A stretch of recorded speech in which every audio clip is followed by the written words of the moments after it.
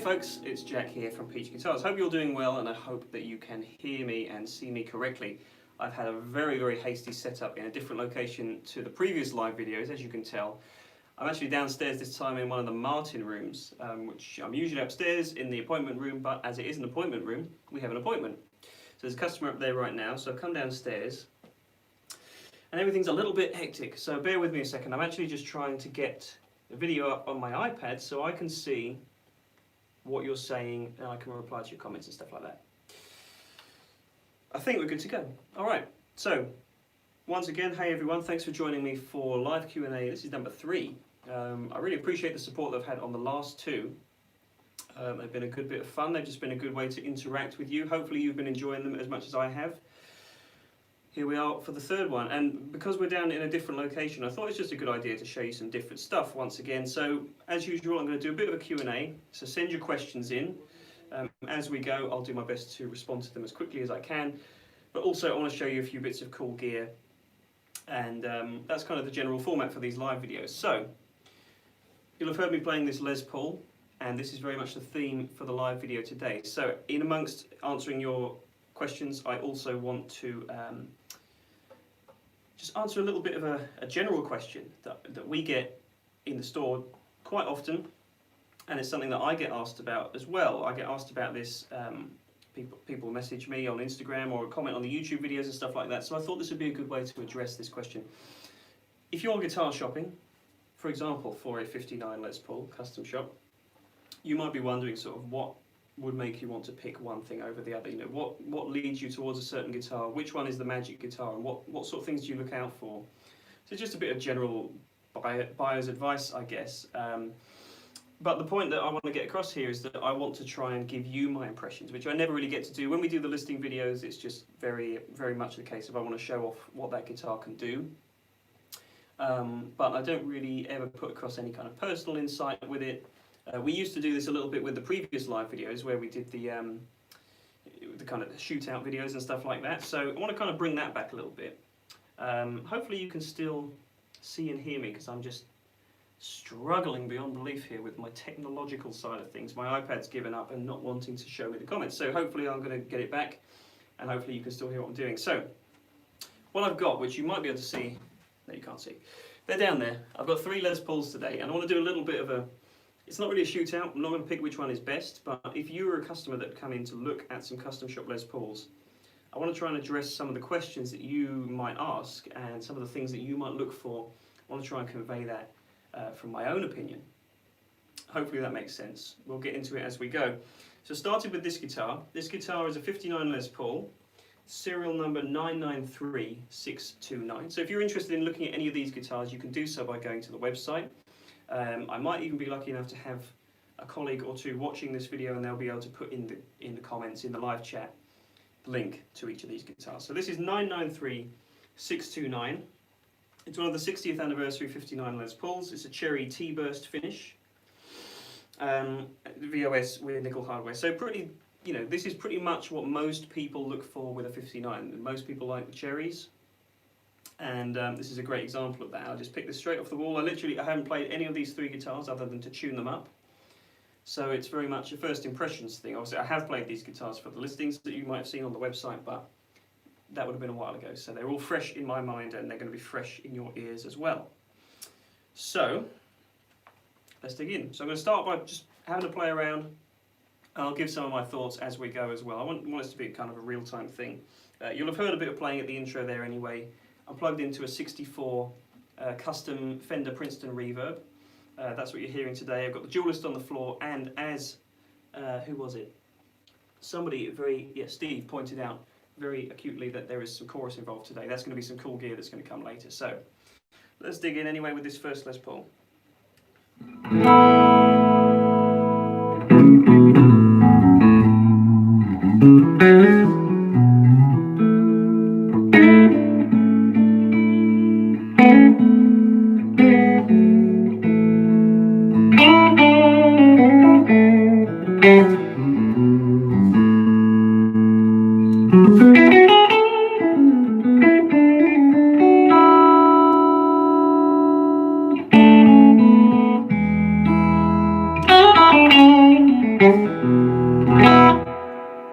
Okay, so straight away, this is the first Les Paul that I plugged in today, so my opinion is going to be kind of reserved until I play the next guitar, I guess. But straight off the bat, this one's got a really nice tonal balance. Sometimes you find these guitars can come across as a little bit shrill, particularly with a clean sound like that. This doesn't have that. This has got really nice fat kind of mid-range. I've just got both pickups on, volume's about 7.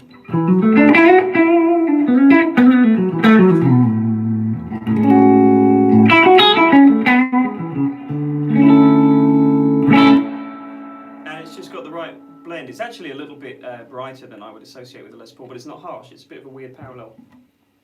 It could be something to do with the amp as well. Like I said, we're kind of going in blind here at the moment, but let's see what else it's got. I'm going to turn it up all the way. I've kind of cranked the amp up a bit, and I've faced it away from me, so I apologise if you're getting blasted at the camera end, but it sounds good in the room.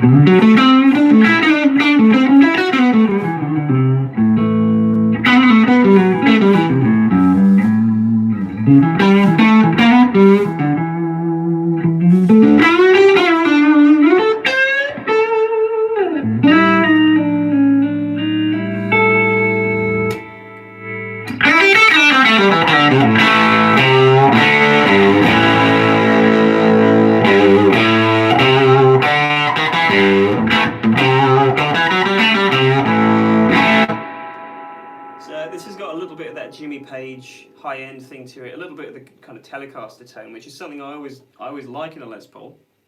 So that's a very good start.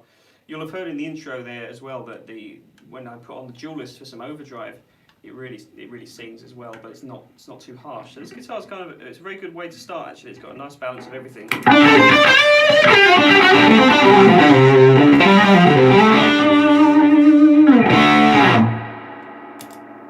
Okay, so there we go. There's guitar number 1. I think it's pretty good. You're going to have to excuse the pop. There we go. So remember, that was 993629 was the serial number of that one. Let's go to guitar 2. What I'm going to do, I'm going to zip through each of these, give a few impressions of each, excuse the pop, and then I'm going to come to do the Q&A. So I'm going to go through your questions as we go a little bit later on.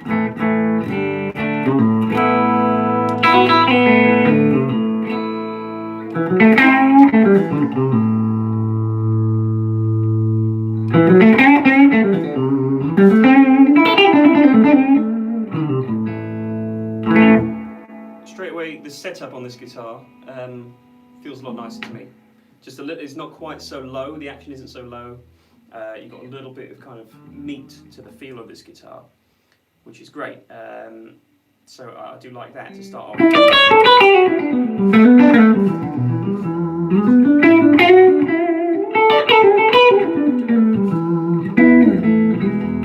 little bit of a darker tone as well. Let's go for the bridge pickup.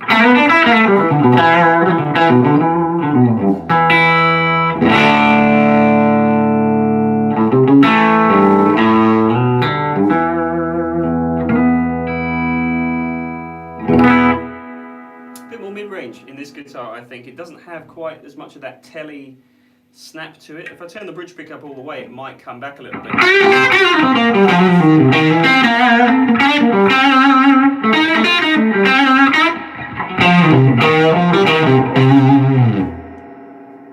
No. So you see, this guitar, which I didn't actually tell you, this is, let's see, this is serial number 994161, iced tea finish, which I'd actually probably say is my preference between the Cherry and this.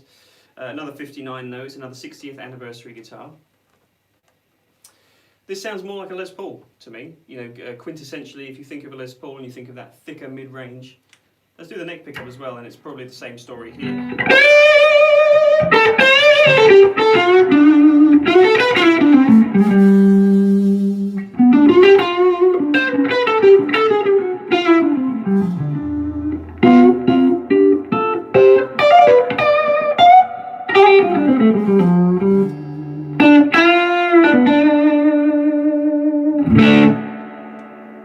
Okay, so I think this is a great example of the differences between the two guitars. That first one was quite bright and snappy. This one's a lot thicker, and if I put on some gain,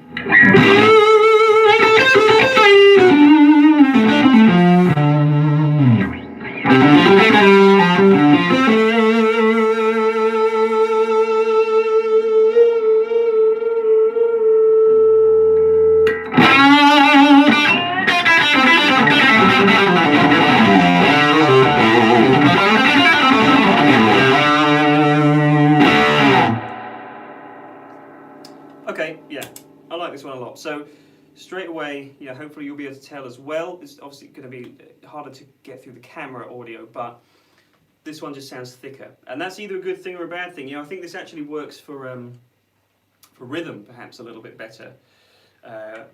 And the first one is going to be, well, I'm going to go back to them throughout the course of this video. I'm trying to zip through quickly so that I can get to answer some of your questions as well. But good first impression on this guitar as well. It's totally different. Let's see where we go with the third one. It's probably going to be somewhere bang in the middle.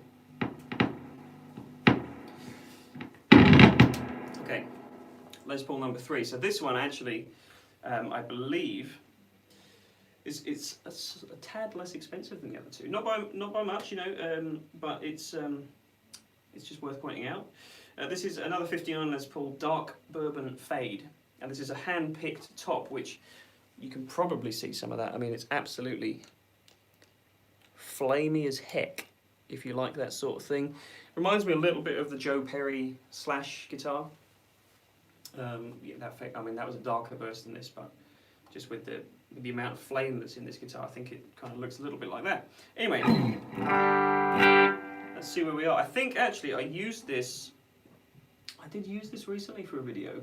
I can't remember what, and it might not be out yet, but I used this and did think it sounded really good. So let's see if my impression is the same today.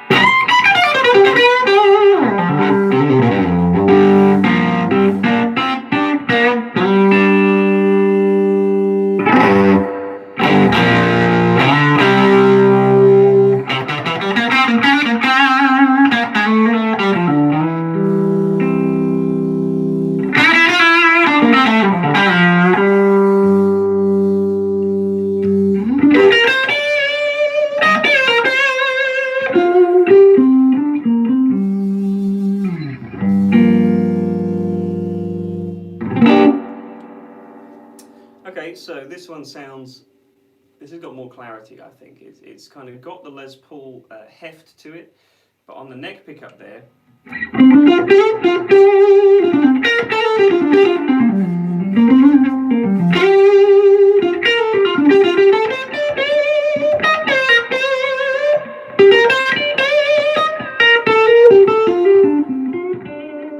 super dynamic as well.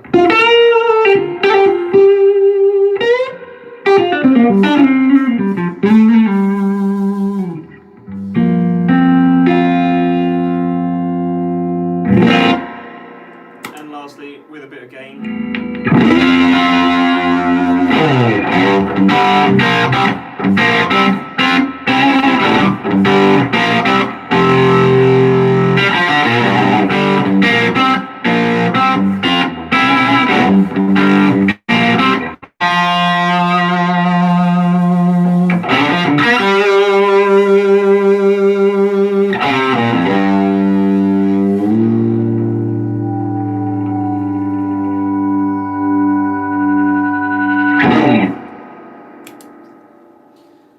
Okay, right, so what I'm going to do is I'm going to take a quick pause from this shootout. I think that I can see the questions racking up here, so I want to get to a few of those. I'm going to give a quick summary so far. The first Les Paul, which I will come back to, that was definitely the brightest and had a little bit more of a hollower mid-range. The second Les Paul definitely sounded the most like a Les Paul, which I think most people are probably looking for. I think it's hard to kind of get this right, because I personally would look for a brighter guitar. I would always like a Les Paul that has more of that zingy top end, which the first one did. The second guitar had less of that, and it's certainly more of that mid-range, famous kind of thick tone. But I prefer the brighter tone because you can always thicken it up. You can't get that sparkle. This guitar, the third guitar, is kind of, poetically, a mix of the two. It's got the thickness, but it's also got the super clarity. And if I was just to play the bridge pickup, kind of wound back a bit.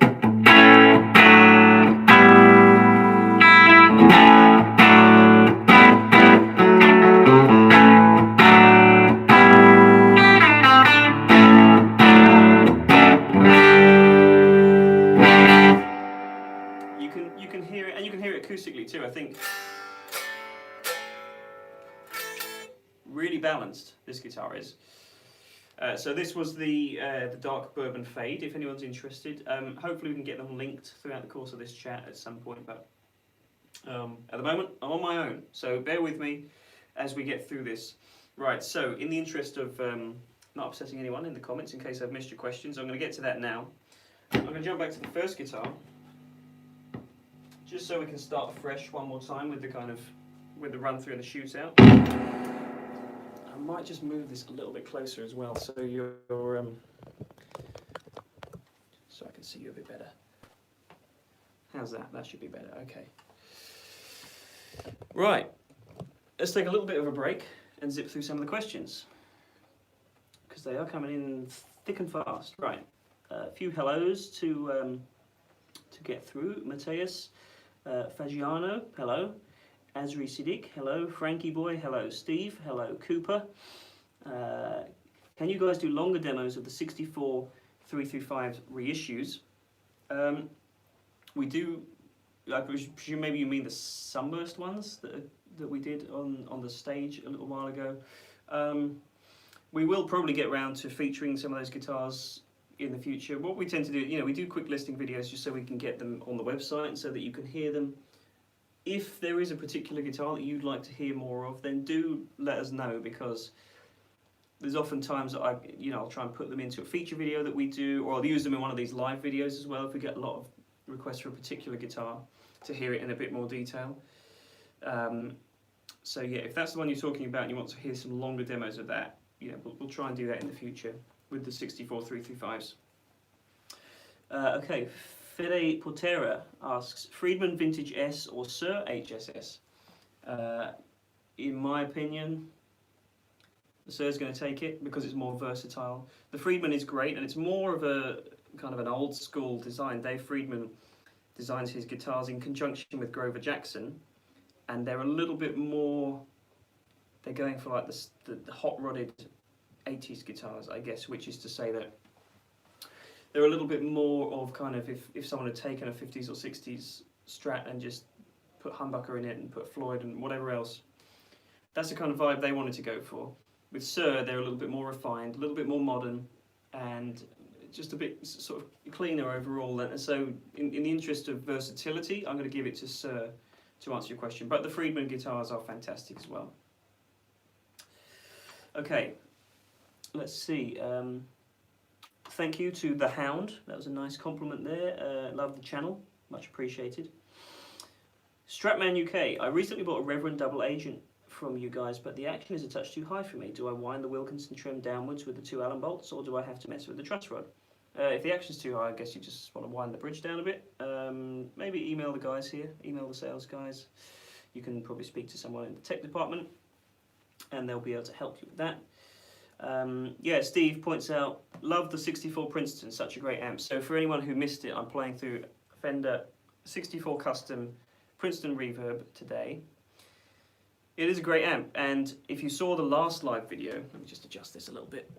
If you saw the last video where I was playing through the JS12, the Morgan JS12, I kind of remarked in that if you want to hear the best of what a guitar has to offer, I kind of always just like to play it through a Fender Princeton or a Fender Deluxe Reverb, turn it way up, which is what I've done today, because then you can just get everything from, you kind of really hear all the elements that the guitar has to give, and so that's why I'm doing this 3 Les Paul sort of comparison. I'm doing it with a Princeton.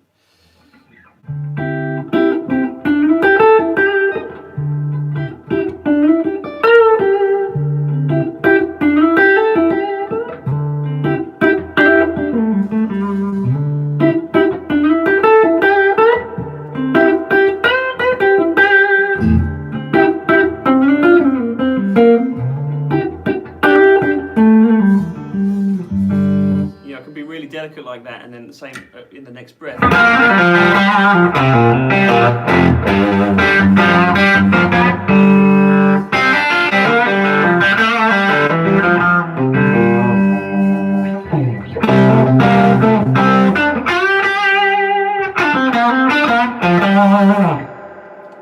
So that's the best way to do it, and that's why I'm playing the Princeton today.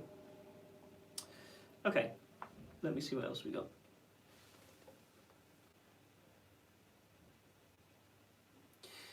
Peter Thomas asks, would you guys at the shop weigh my choice of a Les Paul model to find the lightest one if asked?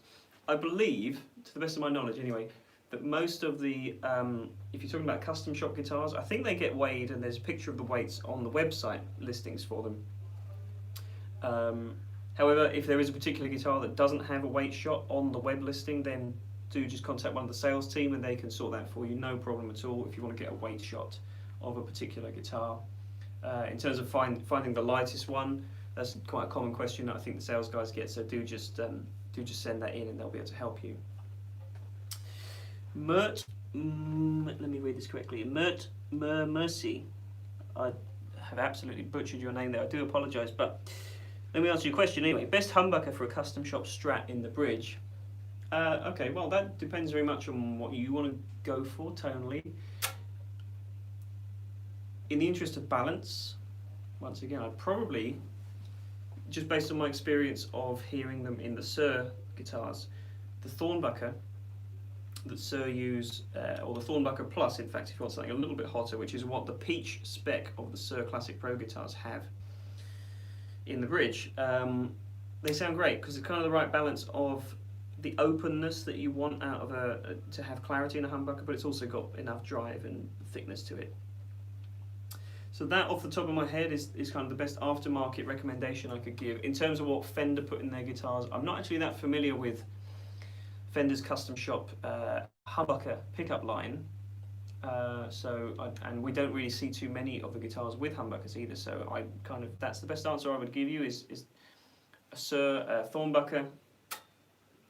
Or equally, you could go down the Duncan route. You know, loads of people put Seymour Duncan 59s and stuff like that in a Strat bridge position, so maybe that's something to look at, or a JB if you want something higher output. Okay, it seems that somebody did answer that question below by saying DiMarzio Super Distortion. They had that in one of their guitars. That's a great pickup, and actually, I'd like to talk more about the virtues of the DiMarzio Super Distortions in future videos, because it's an amazing pickup. You don't see that much anymore. It is very high-powered and it is very bright, but it's a great pickup. But that's a very specific topic, so I appreciate that's not going to be to everyone's interest. So I'll do that another day. Okay. Blood Rainer says, "Hi Jack, I would like to learn the first riff that you did in the Clapton video when you went for the neck pickup and the tone on 0. Goodness me, you've called me out there. To be totally honest with you, I have no idea what that would have been. That was probably something, well, just going for that woman tone, so, you know, an approximation of it. I've turned the overdrive on, Les Paul, tone on 0.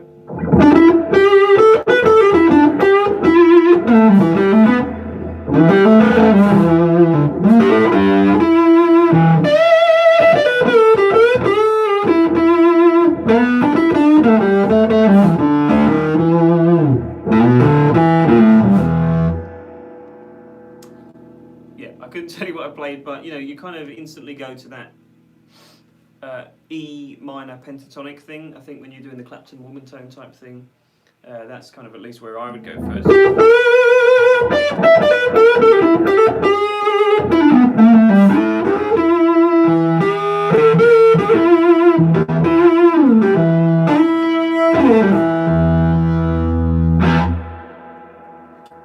So E minor pentatonic blues is all I can give you there as a reference, I'm afraid. But thank you very much. I appreciate that you picked that out of the video. Okay, let's go for some more questions. Let's see what we got. Jonathan Klinvex, USA Les Paul versus Gretsch Player, the Jet Players Edition Jet guitar. Just picked up the Gretsch after watching you playing and love it. Well, congratulations on the guitar. I love those Gretsch Player Jet guitars. They're a really nice alternative to a Les Paul. I mean, that's kind of a very lazy way to think about it, because it's still a Gretsch and it's still a Jet, so it's its own thing, but it's a little bit more of kind of an access point, and it was for me because I've never been a kind of dyed-in-the-wool Gretsch fan.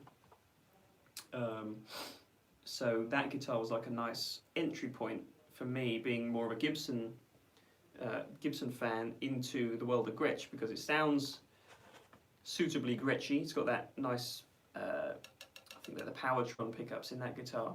It's got the nice bite, but it's also got the typical kind of more of the feel and the acoustic tone of a Les Paul, which is great. So, it's a great guitar. There's a few different variants of it as well. You can get ones with Bigsby's and stuff like that, but I'm guessing you picked up the one with just a hardtail. It's a great guitar. As for it, versus a USA Les Paul, they are different guitars. I think the Gretsch is probably a little bit more of a versatile instrument than a USA Les Paul, but if you're getting into custom shop Les Pauls, that's a different kind of kettle of fish. But then it's a totally different price point as well. So, yeah, congratulations on that guitar. I'm sure you're going to really like that. Question below that, James Emerson Music, was about what the amp was. Hopefully I've answered that with a 64 Fender Princeton. Okay, I think I'm getting towards the end. Okay, Dylan Easton, do you think the PRS Special Semi-Hollow 22? I love that guitar. I'm sure most people will be aware of my love for that guitar. Do I think it does a good job at Gibson 335?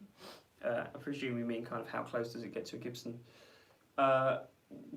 Two of my favourite guitars that I've ever played is that PRS Semi-Hollow and a good 335.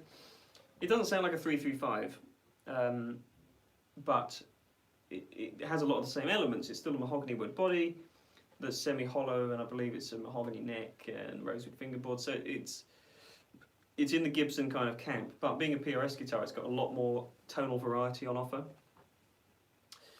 with that narrow field middle pickup as well.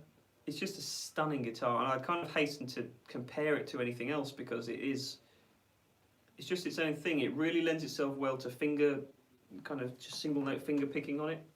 whereas the 335 is versatile in a totally different way. So they are quite similar on paper, but I think if you were to play them both in the room, you probably would understand what I'm saying, in that they can't really be compared. Though interestingly enough, we do have a video on the way where I did play a bunch of semi-hollow instruments and kind of stack them up against one another. So hopefully you'll be seeing that soon, and it does feature a good 335, and it features the special semi-hollow PRS.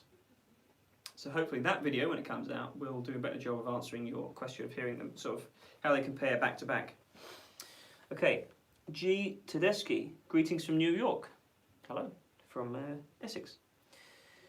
Which pickups are these loaded with? Okay, so I believe Gibson have moved to the Memphis Historic Spec pickups this year or late last year. So I think all of these guitars, bar maybe the Bourbon Burst, which I think is a 2019 guitar. I'm pretty sure they've all got the MHS pickups. If not, then they're custom buckers. And what's really great is that Gibson have always, even with the custom buckers, they voice the pickups to the model. So they sound pretty much the same. I don't really hear too much of a difference between the older pickups and the MHS pickups. I hear it more on the semi-hollow guitars. So yeah, they're most likely either MHS or custom buckers, and I think they sound pretty similar. They sound dead on as far as I'm concerned. And if you want an example of that, you know, they have the clarity down low.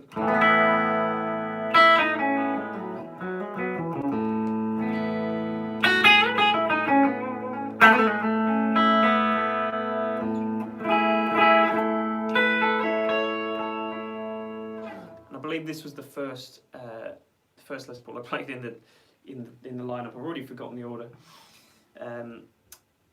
And this was kind of the brightest sounding guitar. So, you know, a good example here of how delicate and sort of detailed these guitars can sound, and it's courtesy of the pickups as well.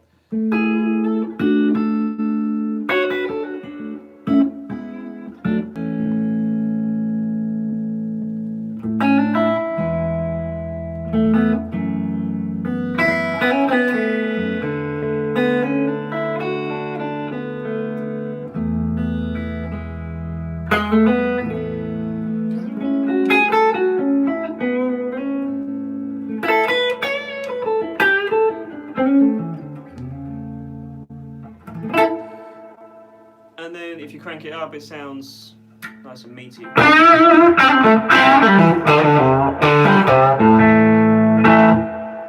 It's kind of remarkable, as I was saying about this guitar, having way more of that telly type tone. So whatever you're looking for, I mean, there's variants between all guitars, of course, but it's just interesting to hear it actually put across like that. The differences between just three of these guitars that I've randomly picked. Right, I'm going to move on to Les Paul number 2. I'm going to answer some more questions. I appreciate this is a bit of a weird way to do a live video compared to the previous two ways, but I've had a bit of a hectic day today. There's guys I can see all around me just running around the store at the moment. There's customers in, there's all sorts going on today, so a bit of a different vibe. So I hope you're bearing with me throughout this. Okay. Let me just make sure. I want to answer a few more questions. So,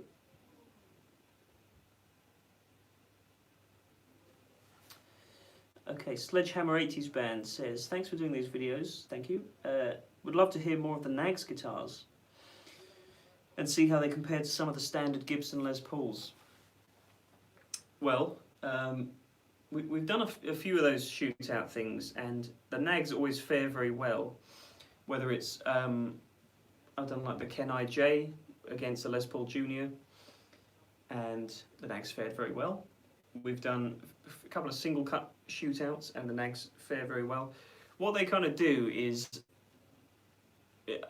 particularly compared to a Gibson, like so the Nags Kenai model, which is the single cut design. I mentioned this in the first of these live videos when I was playing a Les Paul Junior. You know, they don't sound like a Gibson, because Gibsons just have that iconic mid-range tone, that snarl to it, which is great, but it's not for everybody. Not everyone likes that.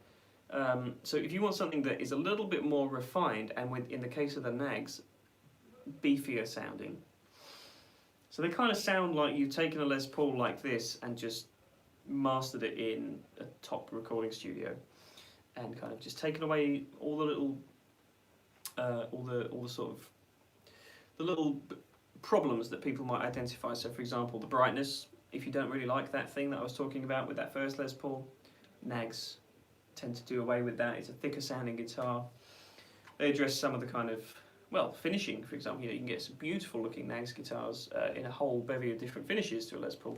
But in terms of just the tones, I'm going to say Nags are generally a little bit thicker sounding. We will endeavour to keep more of them in the videos in future. But actually, since we started doing the live videos and featuring more Nags, the stock has just been being sold very, very quickly. So every time we try and feature a Nags, it's usually gone. That's not just me getting out of the question, because it's actually true. If you go to the website, you'll see there's actually very few Nags guitars in stock right now, which is great. It seems a lot of people are liking them, so hopefully that kind of it fuels your case if you're looking into Nags guitars. You know, a lot of people are after them right now. Okay. Oh, and you also say maybe a PRS 594 versus Nags versus Gibson.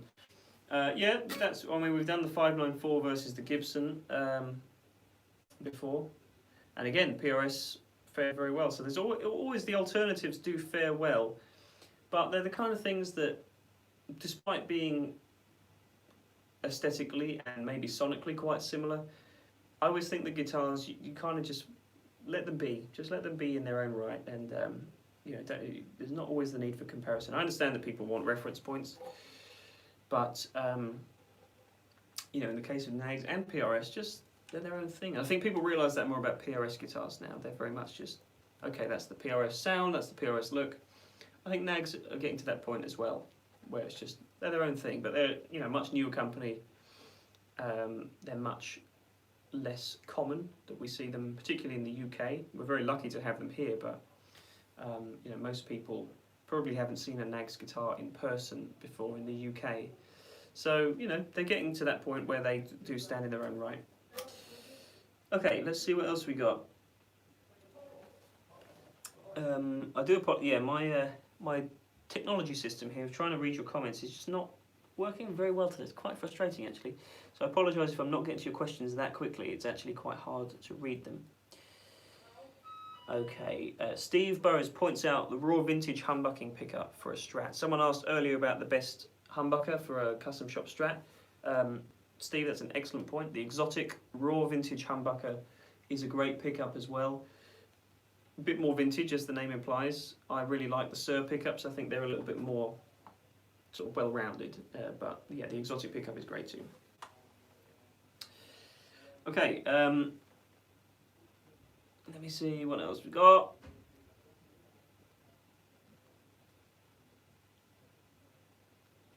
Okay, I'm going to kind of jump back into this Les Paul shootout for a little bit. I've kind of mixed the different approaches with the video up today. I am going to show you a couple of more bits of cool gear, but I want to finish off this Les Paul shootout first. So, this is guitar number 2 again. I will recap this at the end just so everything is clear, but this was the one that sort of sounded most like a Les Paul to me, so let's see if that's still the case.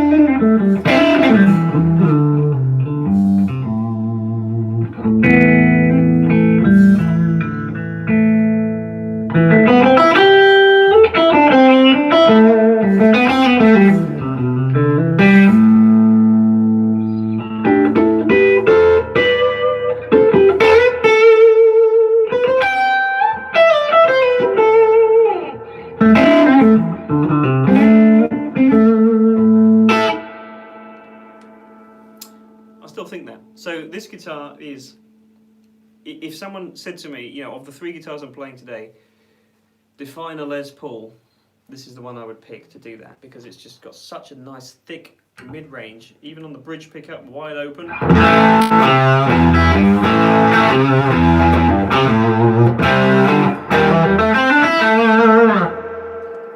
Yeah, this is kind of the Les Paul I think that, like Gary Moore, if he was still around and still picking out Les Pauls for himself, this is probably one that he would pick. As an example, you know, it's got that really nice, thick, sustaining thing.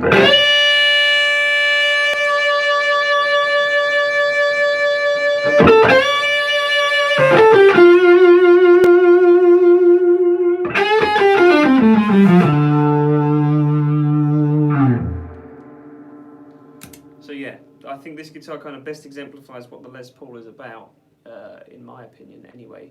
But like I say, you might be looking for that brighter thing, in which case the first guitar is probably better for that. Let's just do a quick roundup with the third guitar. Going back to this Bourbon Fade.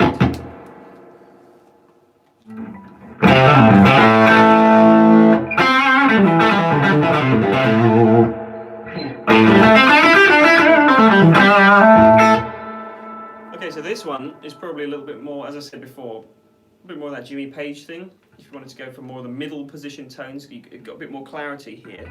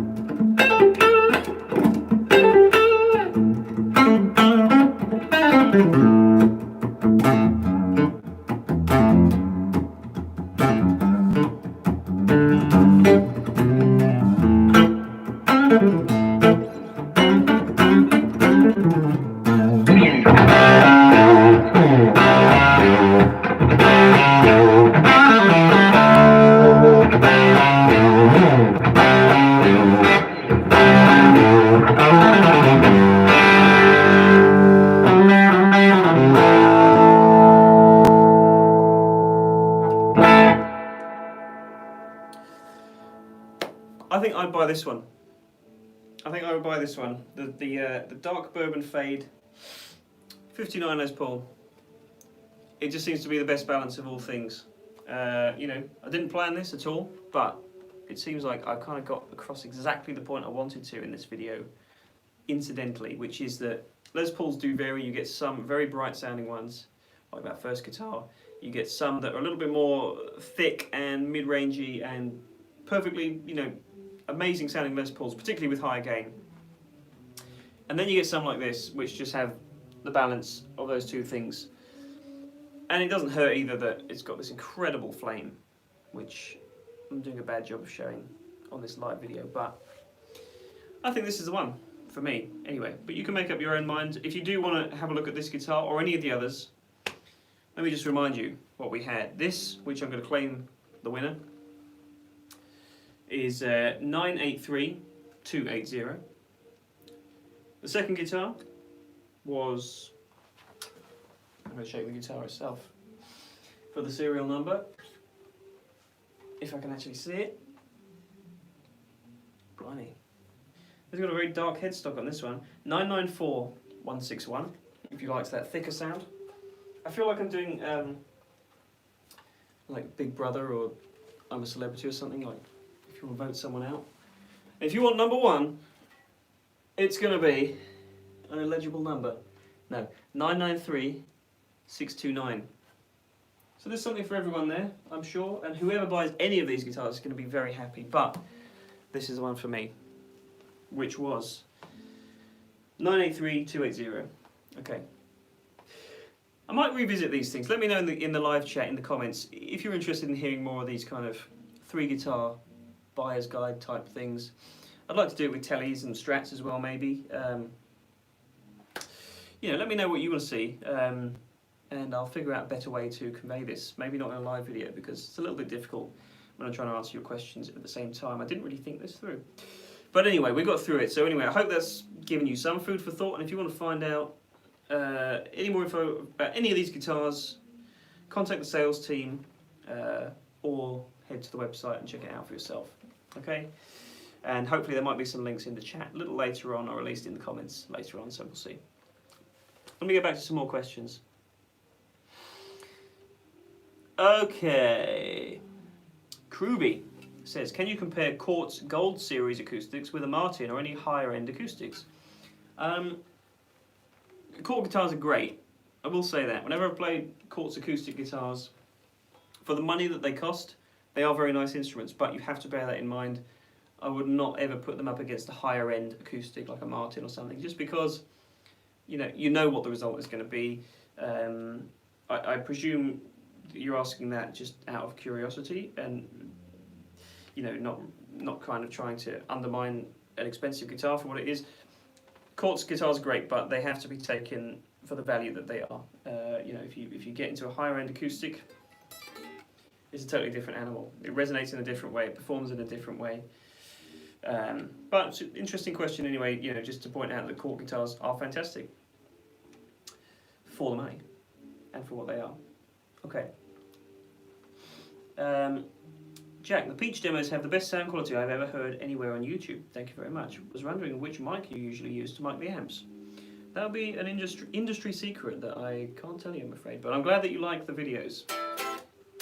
You can see what we use, hopefully, just by studying the videos. Okay.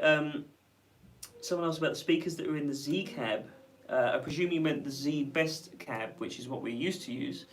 It had a G12H30 and a Vintage 30, and that's kind of what's stock in the Z Best cab. Amazing sounding 2x12 cabinet, probably the best sounding cab I think that you can buy from us.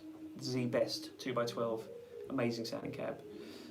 Yeah, check those out. I think we might actually, our one went because it sold, so I think we're out at the moment, but they will be back, and I would recommend getting one if you're looking for a 2x12 cabinet. The Dr. Z Best cab.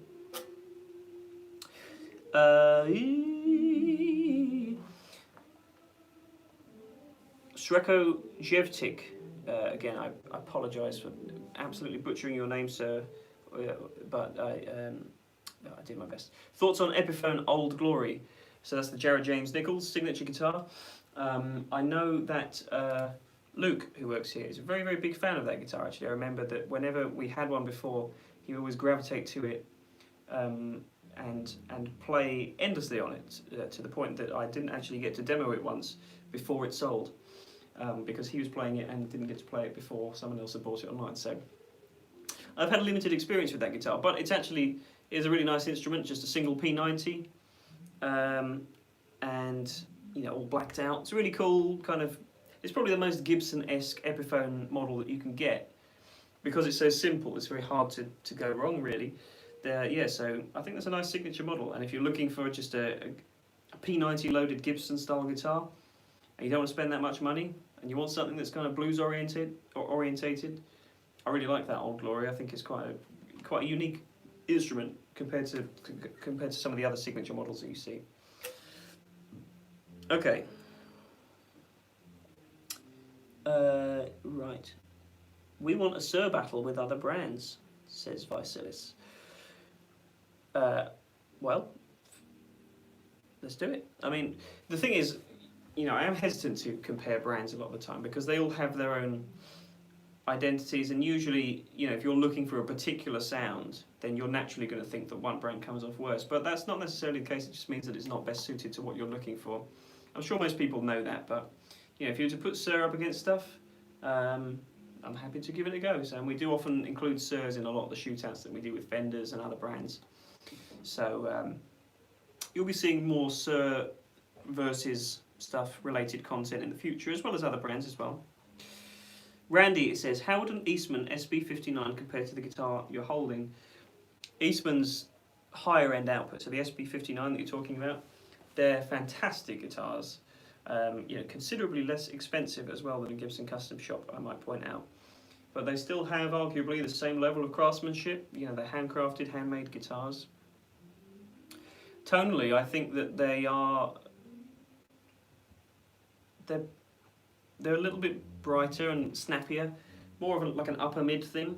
Sounds a little bit like an SG, in fact. Some of those SB59s I've played have more of that snappy mid-range, whereas a guitar like this, just to remind you what a Gibson Les Paul sounds like.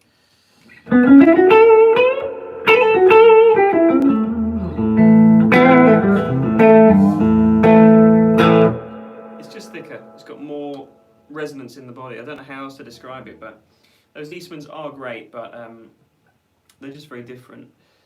You know, despite being quite similar on paper, they do actually sound very different. And if you want to find evidence of that, one of the lockdown live videos we did, the single cut shootout, I played an Eastman SB59 against a Custom Shop Les Paul, and the Eastman fared very well. Once again, in the comments, and according to what you guys liked, and myself as well, I really enjoyed playing that Eastman.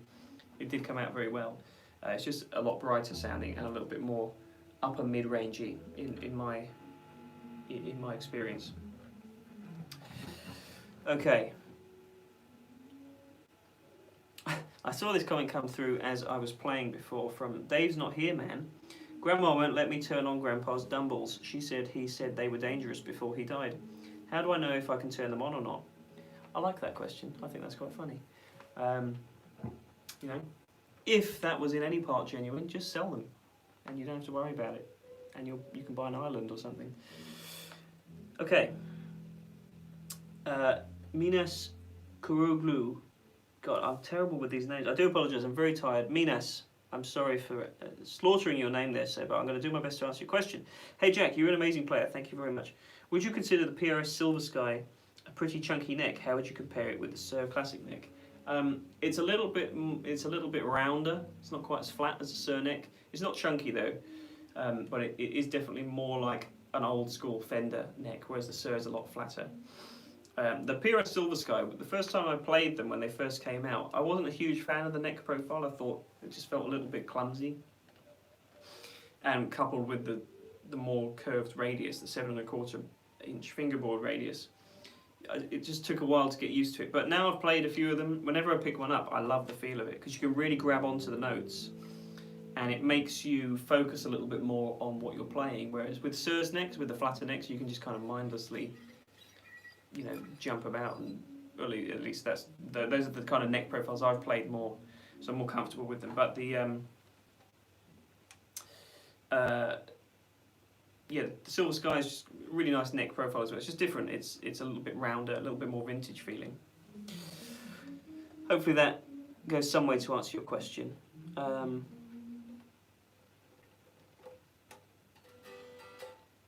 Okay. Blood Rainer says, you asked in one of your videos where all those new subscribers came from. I saw that video about Clapton and found your channel and subscribed. Now you're my new teacher. Well, I'll do my best for you. Yeah, I wanted to address that actually. We've had quite a lot of support lately, and I really appreciate it. You know, through these live videos that we're doing, I guess players that, you know, viewers are coming to our channel from all different directions. As you say, you picked up from the Clapton video, which I appreciate. And you know, I do want to say thank you to Casino Guitars in the US, who did a little bit of a sort of spotlight feature on us recently. And I think, you know, if anyone's here from watching Casino Guitars video, you know, thank you for joining us, and I appreciate it. You know, they said some very nice things about us. You guys said some nice things about us in the comments as well, which is great. And you know, we're looking to see what we can do with this little channel. So I appreciate all the support, and long may it continue. So that's great. Yeah, so thank you to Casino Guitars viewers. Thank you to anyone who's just joined us from any of the recent output, really. It seems like they've really been picking up a lot of traction, which is great, and we're going to carry that on as long as we can. We hope to attract as many new viewers as possible. So, I did have a couple of other things that I wanted to talk about today, but I've rambled on too long. So I do just want to talk a little bit about the chorus pedal that I hinted at. Right at the start, I've plugged in the Boss Dimension C, which I've never really spent that much time with, but I've spent a lot of times with digital models of this pedal on the Line 6 Helix and stuff like that. And to my ear, it's one of the best chorus pedals around, because for anyone who's unfamiliar with it, it's just got 4 buttons that you press rather than any controls. So you can kind of just pick different, I guess, voicings of chorus or chorus types or whatever it might be. And I've always gravitated to 4. So that's what I've got right here.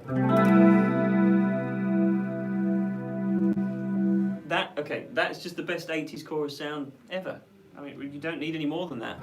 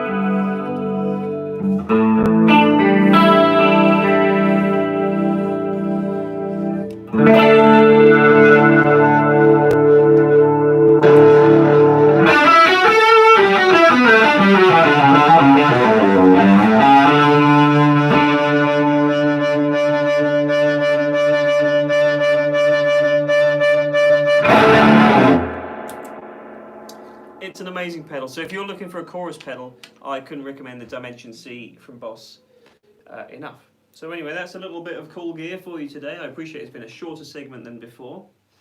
I just want to answer a couple of quick questions here before we go. And then I'm going to say farewell. So, let me see. Want to say ADREM says, are some universal indicators as to position of pickup switch in Gibson during play, or is it an issue of taste? So I guess you're saying sort of, you know, how do you tend to set up your Gibson pickup switch? What I like to do is, I like the blend in the middle position. Depends on the tone you're going for, but this is what I like to do. I like to have the bridge volume wide open, and I like to have it in the middle because you can just blend in the voicing of each. So for example, you can go from having both volumes on 10 and just backing off the neck a little bit. You've now got more of the bridge pickup, but you've still got a little bit of fatness from the neck. So that's the great thing about Gibson guitars. So what I like to do is have the bridge volume on 10, roll the tone off to about 7, and then have the neck volume on around 5 or 6. And then what you get is 3 sounds here that very quickly allow you to switch between different gain levels and tones. So what I mean by that is, you've got your wide open bridge sound.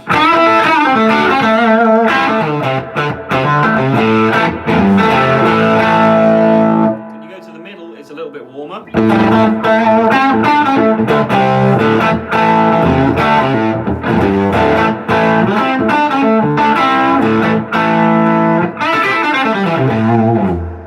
And then when you go to the neck, you've got a nice clean sound.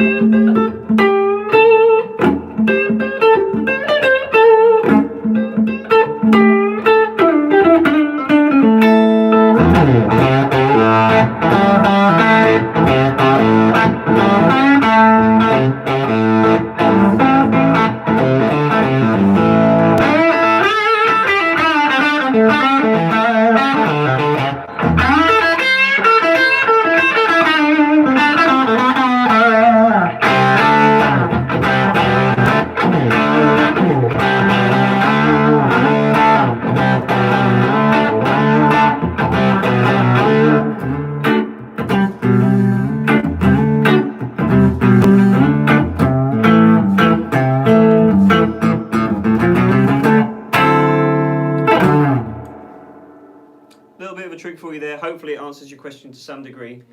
That's the way I like to set Les Pauls up now. And it works for 335s and SGs as well. It gives you 3 different tones that aren't just the standard bridge, both, and neck. I did that backwards for some reason. Anyway, that's a little tip for you. So yeah, thank you for the questions today, guys. I appreciate I kind of zipped through this quite quickly. Had a lot to talk about today, but what I'm going to do is reserve some of these for next week's live video. If you'll join me then, it's probably going to be Wednesday, might be Friday actually next week. We'll have to see how things work out, but I'll be sure to let you know in advance. So keep an eye on the Instagram, Peach Guitars Instagram page for that, because that's where I put out notices of when we're doing these live videos. So if you haven't followed us on Instagram, please do, because that way you'll get informed of when we're going to do stuff on YouTube as well. So, yeah, thank you very much for joining us today. Hopefully next week you'll see me back in the regular appointment room upstairs. And I've got some cool higher gain stuff I want to show you next week, I think. But we'll see what comes in. There's so much gear been coming in lately, as I'm sure you'll have seen by the website. There's a lot more to go on there. You customers are very, very lucky at the moment. You're going to see some incredible stock, even more incredible stock from us very, very soon. So keep an eye on the website. And next week I'm going to have some more cool gear for you. So thank you for joining me this week. Take care of yourselves. Have a great week. And I'll see you next week. All right, bye guys.